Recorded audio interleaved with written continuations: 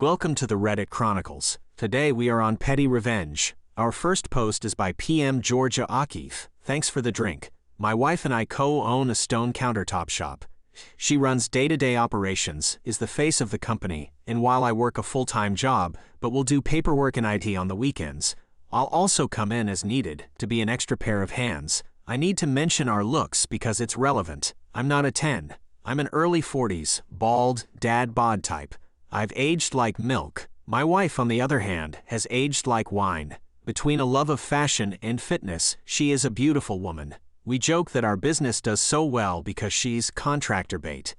This past Thursday, there was a load of new showroom material being delivered.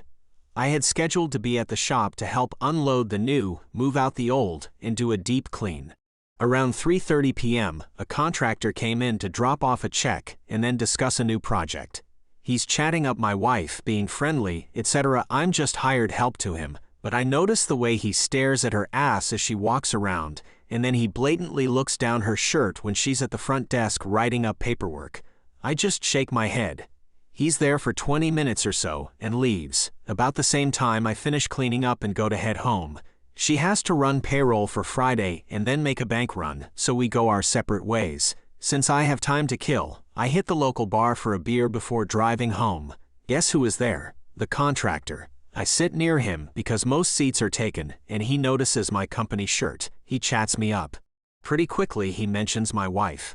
I don't know how you can work for her. I'd be harder than those countertops seeing her walk around all day. Yeah, I guess she's pretty cute. Pretty cute? That's the type of woman that could drain my bank account, and it would be worth every penny. It goes like this for a bit. When he asks if I know what she likes to drink, I say I'm not sure, but when we do happy hours she usually gets a vodka soda or something like that. My wife hates vodka. She loves gin. So imagine my surprise when she comes home from the shop the next day with a handle of Tito's vodka from a friendly contractor. Apparently she did a great job on the last project and he wanted to say thanks. I'm typing this post on Sunday morning enjoying a Bloody Mary with that man's generous vodka gift. Edit. Told my wife the story and shared this post. She's dying. She always felt he a touch creepy. Happy to hear he helped me have a good Sunday. Next up, posted by Smooshy Fluff. Small win. January of 2020, my partner and I and a mutual friend moved into an old house that was for rent. Beautiful heritage house, cheap too because it wasn't furnished and the paint needed work. No garage or carport. We adapted to the place fairly quickly in the first few weeks. Sometimes we would chat with our landlady. Sweet, kind, considerate, and showed interest in my wife's work. A painter. Lockdown happened and we got stuck there. Crap, there's no washing machine and dryer yet. Had to hand wash all our stuff and air dry them. Landlady was very helpful, provided us with clothespins, and allotted us space in the yard for our clothes. Here comes her husband, the landlord. He'd turn off our water supply after we had filled the drums he provided for us. Okay, doable, but annoying. Then at times there was no running water for 2 weeks and we had to really budget our water. He said he doesn't know why, but he has control of the main valve. Tried complaining to the local council, but they were too busy with the pandemic. We toughed it out for 6 months, until restrictions on lockdowns loosened. I was sitting on the porch just enjoying the view of the garden on a good morning. Landlord sits beside me and tells me stories of how he built the house with his father, inspiring stuff. The way he ended it though was the last snarky remark he made. Look at this house, it's making me money, while you young ones don't have a house and are hard up. Well, no buying a house anytime soon for you though, given how low you rent this place from me. I just said yeah, and continued to enjoy the view. The very next day I turned in my 2 weeks' notice to the landlady. We were moving out. The landlord came out of his house and asked why we were moving out. Oh, I was having my house built while we were here. It's done now. The look on his face was indescribable. A minor win, but the satisfaction was great. Next up, posted by Lana Rabbit. Debt defaulter. I once had an acquaintance who borrowed a considerable amount of money from me, and for a while everything was fine. He paid his debt in installments, and I did not pressurize him. But here's an incident. He writes that he can't pay me back this month and will pay me back next month as for 2 months. I took it calmly and got into his position. The next month comes, and then he starts coming up with all sorts of excuses, and eventually he stops contacting me at all. And it's been 3 months since he last gave me money. In the end, I got tired of putting up with it and decided to go to his house to talk to him and find out what the problem was. Pre-story before the next part. In my country, it is mandatory to do military service. You will understand why this information is relevant later. So I go to his house, just hoping to find out what the problem is. He opens the door and asks to go outside because his family is at home and he doesn't want to discuss it in front of them. We go outside, and I just try to start a dialogue and find out what happened. He reacts strangely, starts yelling at me, insulting me, even though it was him who owed me the money, and I did not rush to return and calmly waited for a certain part of the debt every month. Well, I also start shouting back, and a passerby notices and calls the police. I think there is a scuffle. We did not notice how they arrived at all. So they come up to us and ask what is going on. I try to explain so there won't be any unnecessary problems, that everything is normal and this is some kind of mistake, that we are having an ordinary argument. The police seemed to believe me, but decided to check the documents anyway, and then I notice my friend getting worried. He says that he has no documents, they are at home. Although we are 3 steps away from his apartment and there was no problem to go up to get the documents, he was silent about it.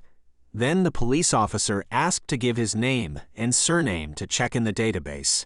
And then he had no choice and had to say his name.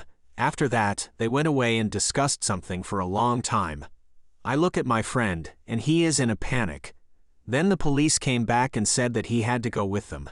And in the end it turned out that he had been hiding from military service for 5 years, he had an unofficial job, and they just couldn't find him. I remind you that military service in my country is compulsory.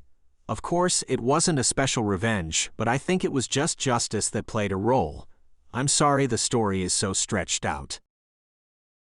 Next up, posted by Harry Connery.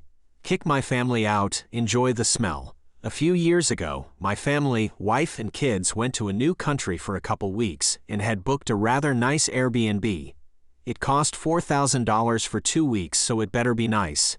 Anyhow, we were offered the services of the housekeeper at $20 a day. After 3 days, I decided to call her and have her come, but right away, I got a weird feeling from her, so I told her just to clean for a couple hours and I would pay her for the whole day. I didn't want her in the house when we weren't there. While that ticked her off, so she told the owners we had ruined the place and caused a bunch of damage. They immediately emailed me and said we needed to get out, and they were calling the cops on us and weren't refunding us. Feeling vulnerable in another country with a family to protect isn't a fun situation, but luckily we secured a motel nearby, major downgrade, but had availability. After arguing back and forth with the owner via email, I told the host we wouldn't leave, and they would have to get the cops to come unless someone came and brought me a cash refund. So lo and behold, a property manager shows up. Actually ended up being my neighbor a few months later and walks through the property. He can't find anything wrong with it, calls up the owners and has a big argument with them, pays me the refund, and then cancels the owners as a client. He said he had never seen someone so crazy as these owners. So where is the petty revenge? While what the property manager didn't know is that I left a bunch of sausages in the toilet tanks, so by the time the owners come back, I am pretty sure the place will stink to high heaven. Small victories. Next up, posted by Jasmiat. Ordered $150 plus worth of takeout to never pick it up, so I, 22F, and my boyfriend, 23M, went to this all-you-can-eat sushi place 2 years ago. The food was great, and we usually tip 15% plus, so there were no complaints. We decided to go again today. We walked in, was sat down, and ordered hot tea, and started writing what we wanted for the all-you-can-eat. Now, before we arrived, we were looking at the menu online, and skimmed, and saw some 1-star reviews about the chef, who happens to be the owner. We didn't think much of it since our experience previously went well. Well, once the server picked up the paper, she went over to the chef and spoke to him about something, and then he came right over and told us that he cannot serve us sushi and proceeded to take our menus. We sat there confused, and he proceeded to say something among the lines of, "I recognize your faces, you guys complained last time you were here." As I explained, we were here 2 years ago. He just told us the tea is on the house, and that was it.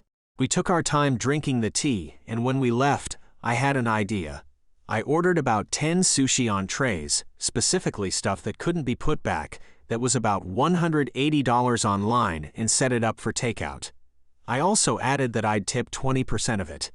It took them about 40 minutes to call us to tell us our sushi was ready, and we asked them, "Quick question, is the tea on the house?" And they hung up.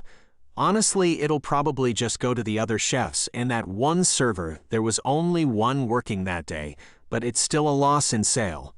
I'm not a very confrontational person, so this was a huge win for me.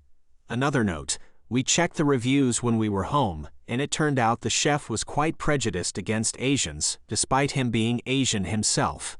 My boyfriend and I are also Asian, which is probably why he kicked us out for no reason. Thank you for listening to the Reddit Chronicles. Follow for more content.